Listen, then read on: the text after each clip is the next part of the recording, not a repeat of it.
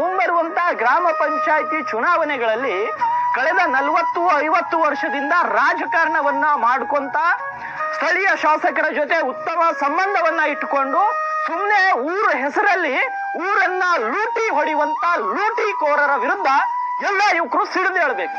ಕೇವಲ ಒಂದು ಗ್ರಾಮಕ್ಕೆ ಸೀಮಿತವಾದ ಹೇಳಿಕೆ ಇದಲ್ಲ, ಜಿಲ್ಲೆಯಲ್ಲದೆ ರಾಜ್ಯ ವ್ಯಾಪ್ತಿ ಎಲ್ಲ ಊರುಗಳಲ್ಲಿ ಇದಾಗಬೇಕು.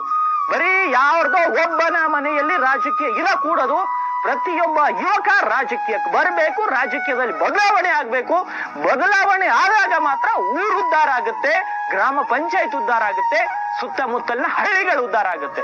ವಿನಃ ಒಂದೇ ಕುಟುಂಬದವರಿಗೆ ಒಂದೇ ವ್ಯಕ್ತಿಗೆ ಒಬ್ಬನೇ ಹೇಳಿದ್ದನ್ನ ಕೇಳ್ಕೋತ ಕೂತ್ರೆ ಊರು ಉದ್ಧಾರ ಆಗಲ್ಲ. ಊರು ಉದ್ಧಾರ ಆಗಿಲ್ಲ ಅಂದ್ರೆ ಎಂದು ಕೂಡ ರಾಜ್ಯ ಉದ್ಧಾರ ಆಗಲ್ಲ. ರಾಜ್ಯ ಉದ್ಧಾರ ಆಗಿಲ್ಲ ಅಂದ್ರೆ ದೇಶ ಉದ್ಧಾರ ಆಗಲ್ಲ. ಹಾಗಾಗಿ ಮುಂಬರುವಂತಹ ಗ್ರಾಮ ಪಂಚಾಯಿತಿ ಚುನಾವಣೆಗಳ ಬದಲಾವಣೆ ಆಗ್ಬೇಕು. ಬದಲಾವಣೆ ಆದಾಗ ಮಾತ್ರ ಊರು ಉದ್ಧಾರ ಆಗುತ್ತೆ, ಗ್ರಾಮ ಪಂಚಾಯತ್ ಉದ್ಧಾರ ಆಗುತ್ತೆ, ಸುತ್ತಮುತ್ತಲಿನ ಹಳ್ಳಿಗಳು ಉದ್ಧಾರ ಆಗುತ್ತೆ. ವಿನಃ ಒಂದೇ ಕುಟುಂಬದವರಿಗೆ ಒಂದೇ ವ್ಯಕ್ತಿಗೆ ಒಬ್ಬನೇ ಹೇಳಿದ್ದನ್ನ ಕೇಳ್ಕೋತ ಕೂತ್ರೆ ಊರು ಉದ್ಧಾರ ಆಗಲ್ಲ. ಊರು ಉದ್ಧಾರ ಆಗಿಲ್ಲ ಅಂದ್ರೆ ಎಂದು ಕೂಡ ರಾಜ್ಯ ಉದ್ಧಾರ ಆಗಲ್ಲ.